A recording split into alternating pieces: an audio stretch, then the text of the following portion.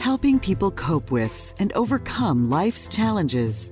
This is Life Transformations with Michael Hart, Canadian certified counselor and award-winning psychotherapist. Thank you for joining us on this episode of the Life Transformation Show.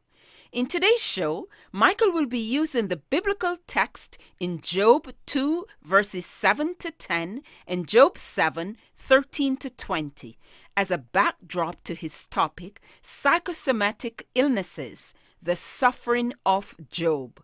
If you are new to this show, we are on the air every Monday at 9:30 a.m. You can find out more about our not-for-profit organization by going to elimcounselingministry.com. Elim is spelled E-L-I-M, counseling with 2 L's, ministry.com, or by calling 1-877-544-3546. Elim is a professional counseling organization that provides professional counseling from a Christian perspective. Your donations help us to stay on the air and to provide subsidized counseling to those who can't afford it. Let's go right into today's show. It's quite unusual to be using Job as an example of psychosomatic illnesses, because Job has been looked upon as the ideal model as to how to go through suffering. So Job lost his health, his wealth, his children, all to natural disaster in a short period of time. And when his wife became overwhelmed with the suffering and her losses, she cried out from an emotional space in her heart, and she said to Job, "Why do you maintain your integrity? Curse God and die." Yet Job was steadfast in his faith and replied, "Shall we accept good from God and not trouble?" That's Job chapter 2, verse 10. Job's approach to trauma is seen as the standard that we should all try to emulate. But is it? If we read the book of Job, we see that this approach to ignoring trauma and to move on with a stiff upper lip results in psychological symptoms and distress. And we see Job having these psychological symptoms later on in the book. We see from certain passages in Job that he appeared to have become suicidal. Yes, the same Job that said in the beginning, should we accept just good from God and not trouble? That same Job become distressed and depressed to the point where he sounded as if he was suicidal. So we read in chapter 3 of Job, starting at verse 3, Job says, "Let the day perish wherein I was born, and the night in which it was said there is a man-child conceived, let that day be darkness. Let not God regard it from above, neither let the light shine upon it. Let darkness and the shadow of death stain it. Let a cloud dwell upon it. Let the blackness of the day terrify it." That's Job chapter 3, verse 3 to 5. It doesn't sound in those verses that Job was as positive as he was in the beginning. In the beginning, he sounded as if he was ready to accept the affliction that God had brought up on him. We see a shift in Job. We have the Job in the beginning of the book that was afflicted by God, by the adversary, the devil. And we see the Job later on in the book that we just read in chapter 3, where he's now becoming depressed to the point where he is now suicidal. We also see that Job started developing nightmare. This is what happened when we ignore trauma. When we ignore trauma, it comes back to haunt us in nightmares and physical pain and other types of mental illnesses.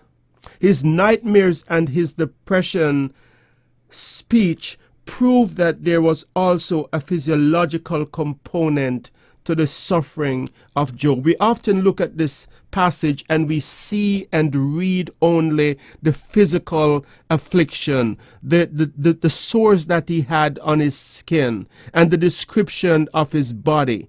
But we often miss the psychological component. And in Job chapter 7, verse 13 to 20, we get a glimpse into the psychological state of Job. And I'll just read those verses. In verse 13, we read, 13 and following, we read, "When I think my bed will comfort me, and my couch will ease my complaint, even then you frighten me with dreams and terrify me with visions, so that I prefer strangling and death rather than this body of mine. I despise my life. I would not live forever. Let me alone. Let my days have no meaning." Then I'll jump down to verse 20. "If I have sinned, what have I done to you? You who see everything we do. Why have you made me your target? Have I become a burden to you?" And he's speaking there of God, and he's saying, "God, have I become a burden to you? Why are you doing this to me?" And so Job in this state doesn't sound as positive as he was in the beginning. There's something there that is shifted, where now even his dreams have become tormented. And he's saying that he wish, again, there's some suicide language here where it seems as if he's wishing to die. Because in verse 15 that I have just read, he said that he would prefer strangling and death. So in other words, he's saying he's so distressed and depressed that in the state that he was in, he would prefer to be strangled in his sleep and to die rather than to wake the next day. It is with this in mind that I propose that Job might have developed psychosomatic condition as a result of the trauma that he suffered earlier in the book. As mentioned above, he was resolute in the beginning when he was first afflicted with physical illnesses, telling his wife that we have to accept trouble from God. We can't just want life to be pleasant all the time. But that was before his psychological state deteriorated. So Job, something happened to him mentally that shifted how he dealt with his suffering. And that reference to nightmares in chapter 7. What were the nightmares about? Is it possible that Job could have been dreaming about his deceased children? There is no mention of them in the book by Job after we are told in chapter 1 that his children were all killed in a natural disaster. Job never talked about them again in the book, but Job got caught up in a theological discussion with his friends about the meaning of suffering and whether or not the righteous should suffer. And so it is with many of us when we have suffered trauma.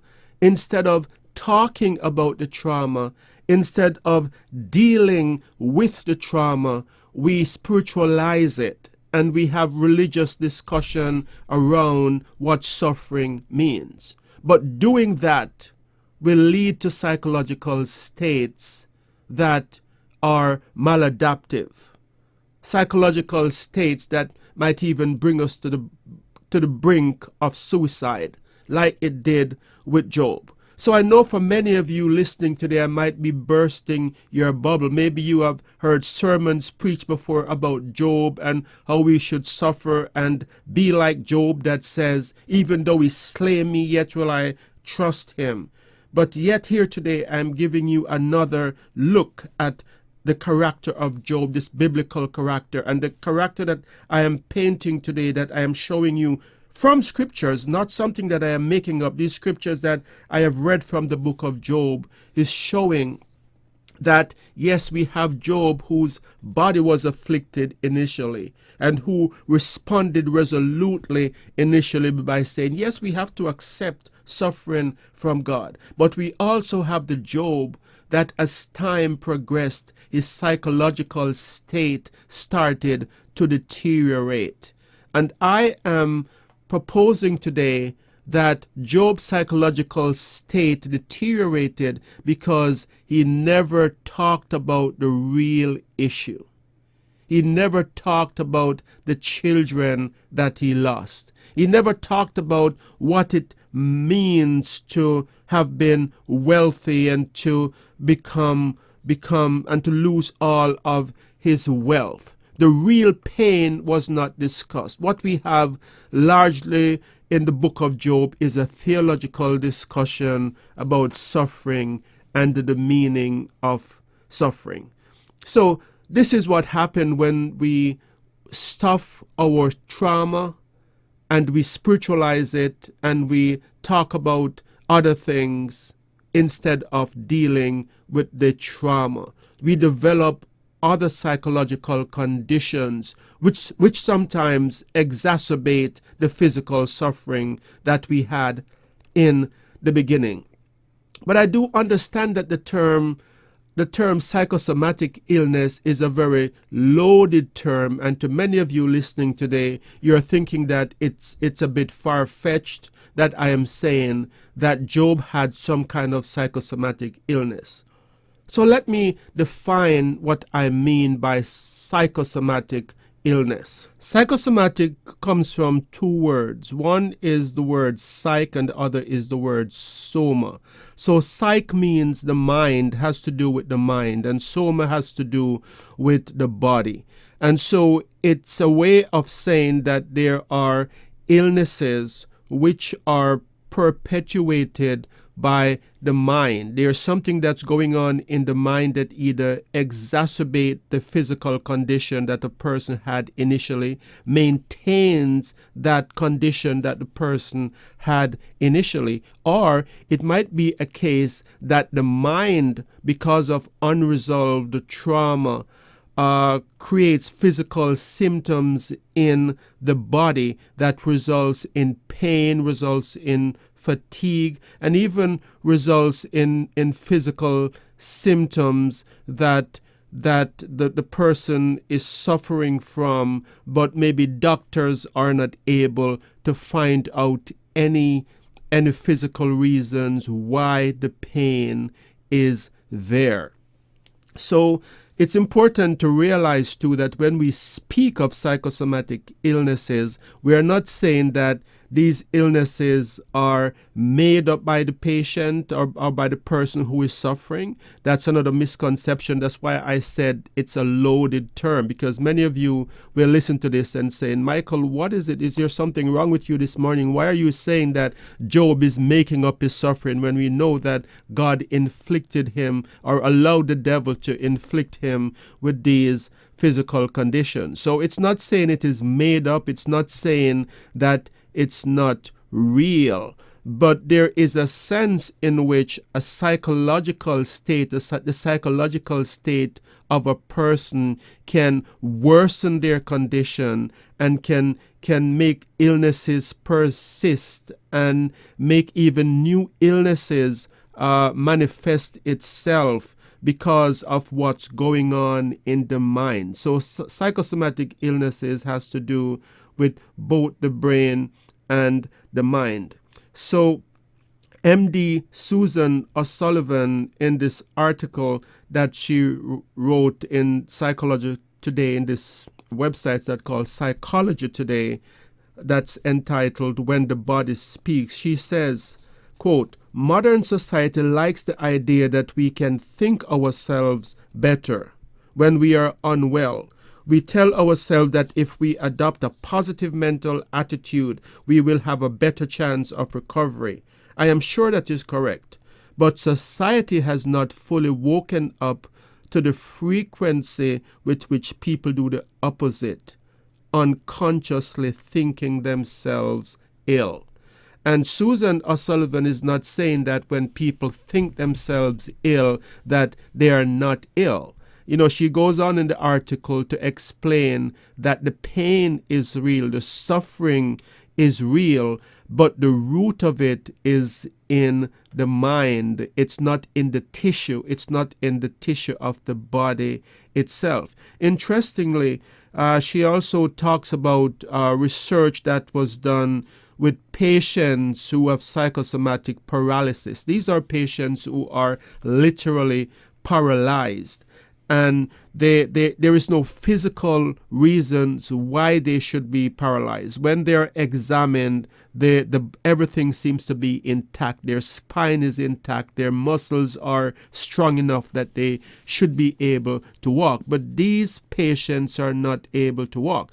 And what they did is a study in which they got other patients to pretend as if they are paralyzed, and they took the brain activity of both sets. So you have the patients who are suffering from psychosomatic illnesses, and then you have this other group that they're just pretending that they're paralyzed, but they're not really paralyzed. And what the research shows is that people with psychosomatic illnesses, that their brain waves look very different than the people who are pretending to be paralyzed. So what we are saying here is not that people are pretending. We're not saying Job is pretending, or that people who have psychosomatic illnesses are pretending. We're saying that it is something that the root of it is in the mind. And I'm thinking in the story of Job, I'm using this example of Job because Job suffered severe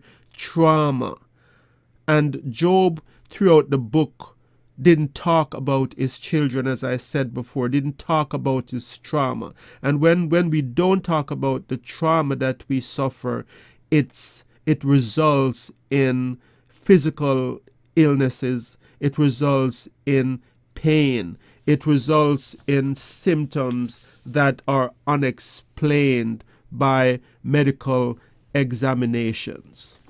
So psychosomatic illnesses and discussion about psychosomatic illnesses has been discussed a lot online. There are articles that are written every day about psychosomatic illnesses. And it's important to note that when we are talking about Job suffering from psychosomatic illnesses, this is not far-fetched. Some of the literature out there say that we all suffer from psychosomatic psychosomatic illnesses when we are sick in some way, because the connection between the mind and the body is there in every illness to some extent. So we are talking about on a continuum here, where there are some people who are further along the continuum for psychosomatic disorders than others, but every illness has a mental component to some degree. And we see that in the book of Job, there is a mental component, as we said earlier. And one of the things that we know about psychosomatic illnesses is that people with psychosomatic illnesses often become preoccupied with thinking about the symptoms. They become hooked on paying attention to the symptoms. And we see this in the book of Job, where there are several mentioned. In chapter 7, verse 5, he talks about his flesh. And he says, "My flesh is clothed with worms and clods of dust. My skin is broken and become loathsome." So there is some thought about psychosomatic illness where it is believed that because of the way how people with psychosomatic illness become focused on their disorder or their symptoms, that there is often an exaggeration as to what they're actually perceiving. In other words, how they're perceiving their illness is sometimes exaggerated than how it really is. In other words, they're thinking themselves to be more sick than they really are.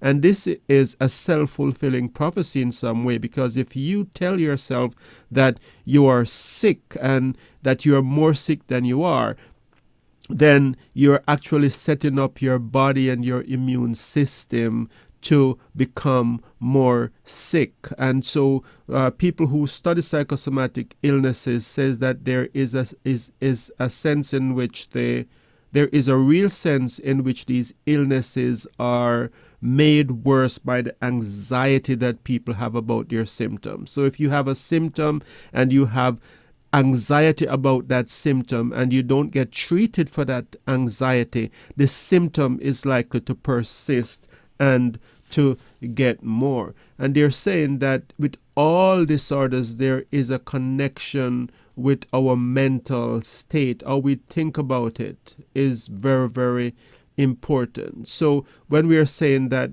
in this podcast that Job probably had some kind of psychosomatic illnesses, it is not far-fetched, because we see that Job talks about his symptom a lot. He became really focused on his suffering and less focused on God as the book progressed. In other words, the Job that said in the beginning of the book that we have to accept suffering from God spoke in ways that he was not accepting of that suffering, that he was resentful of the suffering that God had brought his way. And I think as a result of this and the refusal to deal with the underlying cause of what it was that was really driving his fear, that his situation worsened over time.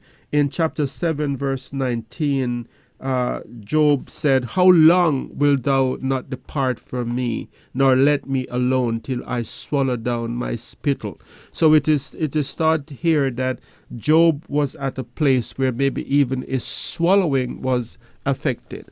And we know that people who are in high stressed state, that they often develop this sensation of choking, where they feel as if they're having difficulty swallowing. And that might not be a physical thing. It might just be that the stress that they're carrying in their body is making their throat constrict and feel as if they can't swallow.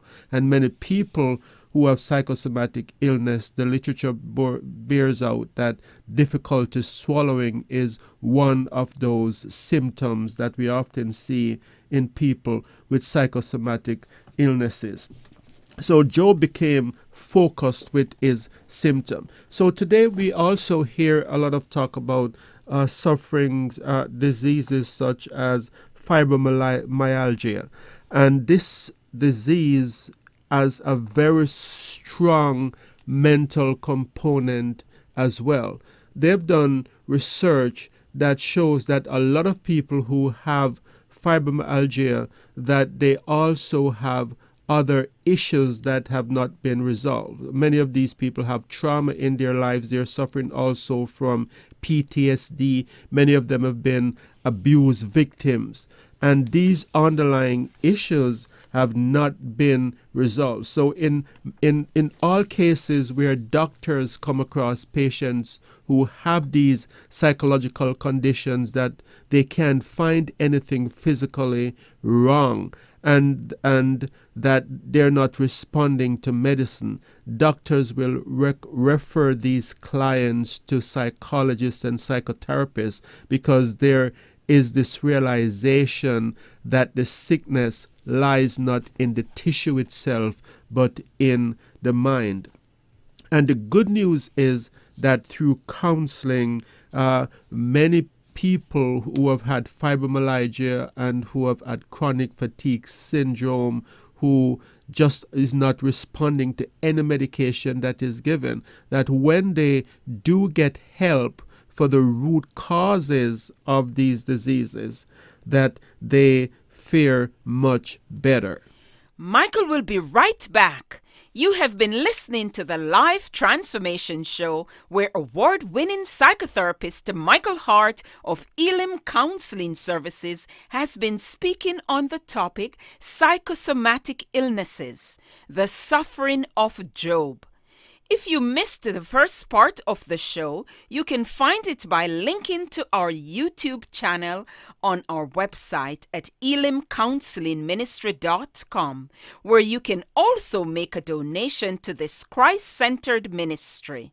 Back to Michael. The National Health Services website lists stress as one of the number one contributing factors to fibromyalgia, and I think it's one of the contributing factor to chronic fatigue syndrome as well. And these stress and anxiety that people carry in their body, in their minds, is as a result of unresolved trauma and things from the past that they have suppressed and that they are not dealing with. So to be treated for these conditions such as fibromyalgia and chronic fatigue syndrome, it's important that there is a psychological component. As a matter of fact, on the same National Health Service website, they point to research in 2010 where they says that cognitive behavior therapy was one of the most effective psychological treatment for these conditions. So when we think of how God came on the scene and how he talked with Job, we see some cognitive behavior principle in God's approach to Job in the book, where he asks Job's question to probe to the deeper things that is at the root of Job's fear, and to help Job to understand that he does not have all the answers. And so it's important that if you're suffering from any of these conditions, that you get psychological help, and we'll be happy to help you. Our practice is not just a radio show. We have counselors on staff that will be happy to help you with whatever you're going through. So next week we're going to do part 2 of this show, where we are going to be looking at what you can do if you're suffering from fibromyalgia, or you're suffering from chronic fatigue syndrome, or if you have any kind of illness that is not responding to medical treatment. And these tips that we're going to be given in next week's show is going to be very helpful, because many of them can be practiced at home. So we want to thank you so much for being with us on this episode of the Life Transformation Show. We want to remind you that if you enjoyed this show, that please consider making a donation to our ministry. We are a not-for-profit organization, so we count on your support to stay on the air. We also count on your support to be able to provide subsidized counseling to those in need and who cannot afford it. So if you would like to make a contribution, you can do so by going to our website, elimcounselingministry.com. Elim is spelled E-L-I-M, counseling with 2 L's, ministry.com.